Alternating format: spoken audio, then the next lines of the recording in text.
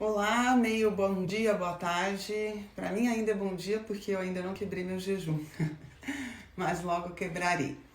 Então, meus queridos, hoje eu vi um post da doutora Vivian, que é uma querida, falando sobre vitamina D.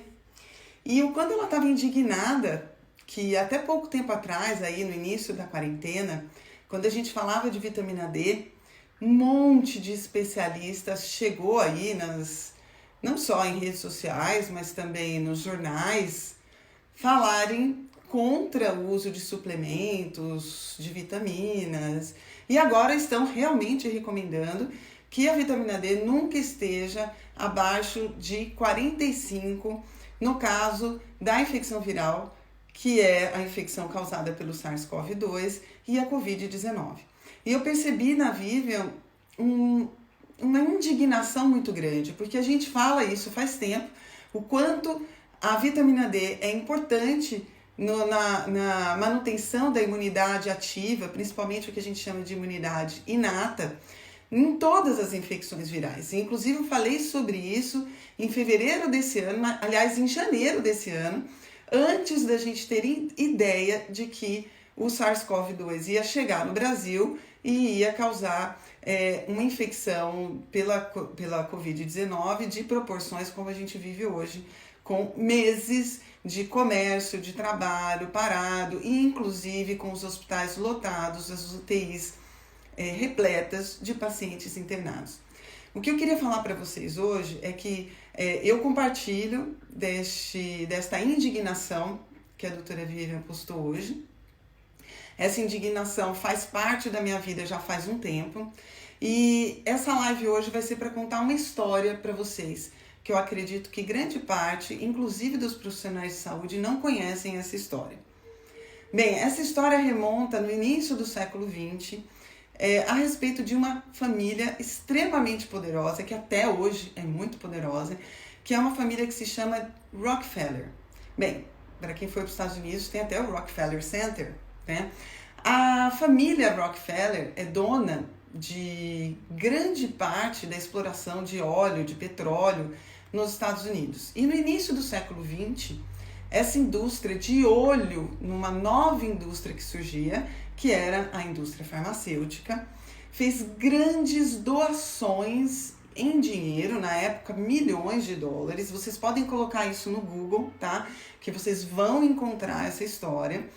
E essa família fez grandes doações de dinheiro para indústrias farmacêuticas, para universidades, para hospitais, desde que essas instituições de ensino estivessem atreladas à pesquisa com medicamentos. Na época, essa doação de dinheiro foi tão grande, tão expressiva para as universidades e para os hospitais, que as universidades que tinham como base no seu ensino médico a naturopatia, ou seja, que preconizassem, em primeiro lugar, medidas que fossem à base de vitaminas, fitoterápicos, ou seja, tudo que já se encontrava na natureza, elas foram praticamente todas fechadas. Segundo aqui um dos dados que eu encontrei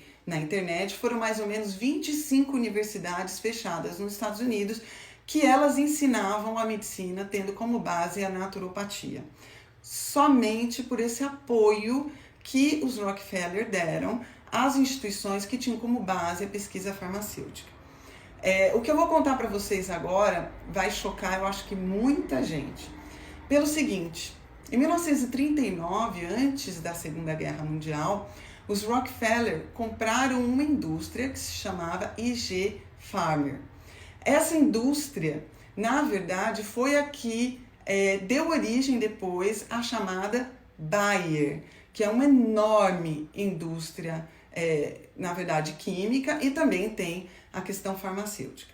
Bem, quando a Rockefeller comprou esta indústria, quando a família Rockefeller comprou essa indústria, ela fez uma doação, essa indústria alemã, e ela fez uma doação muito grande, em um volume muito grande de dinheiro, para o então Adolf Hitler, que ainda estava engatinhando no pensamento nazista.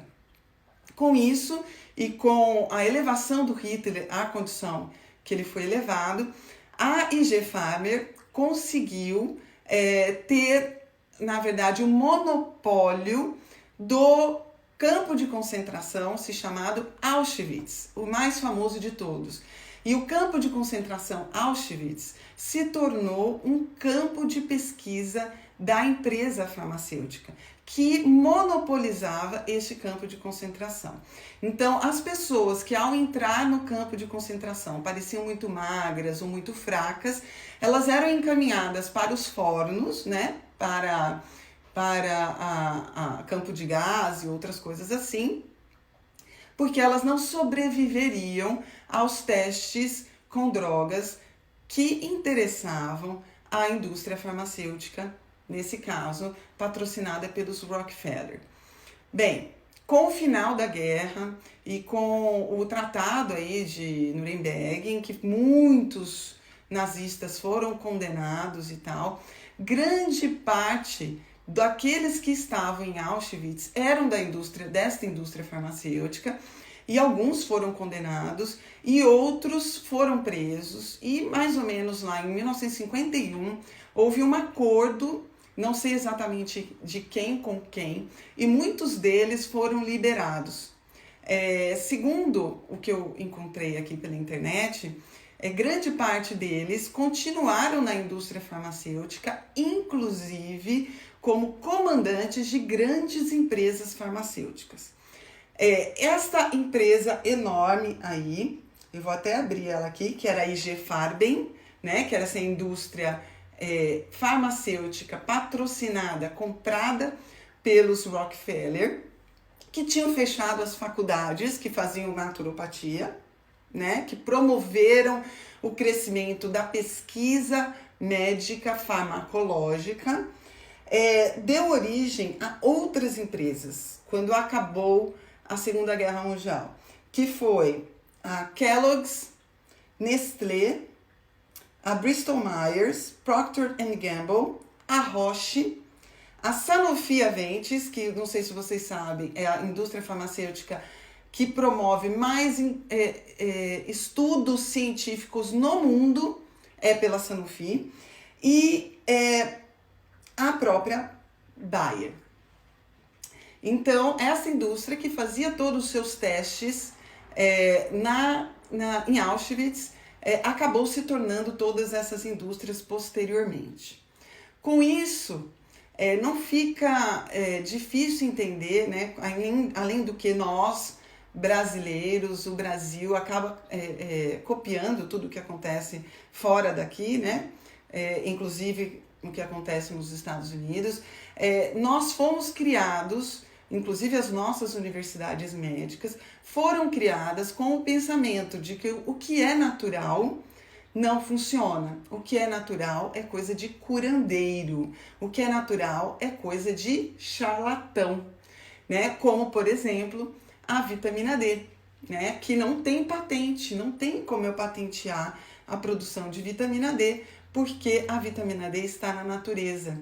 Então, não interessa para todos esses interesses que envolvem uma indústria que só perde em lucro para a indústria bélica. Interessante, né? Que a própria Rockefeller deu dinheiro para o Adolf Hitler, né? Que ia começar a gastar aí muitas armas, e patrocinou o surgimento da indústria farmacêutica na Segunda Guerra Mundial, usando Auschwitz não como campo de concentração, mas sim também como um campo de pesquisa farmacológica.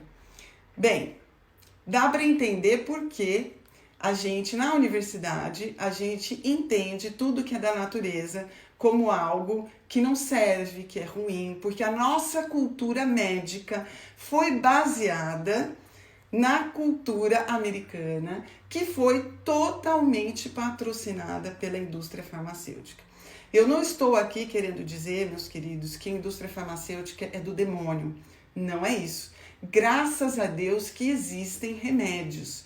Eu só quero que vocês tenham, inclusive meus colegas profissionais de saúde, um pouquinho de pensamento mais crítico em relação à cultura de achar que o que é da natureza não funciona. A única coisa que funciona é o que é remédio, é o que é químico, porque os estudos científicos, que por sua vez são patrocinados na sua maioria pelas mesmas indústrias que produzem essas substâncias, só funcionam aquilo que estão nos estudos científicos.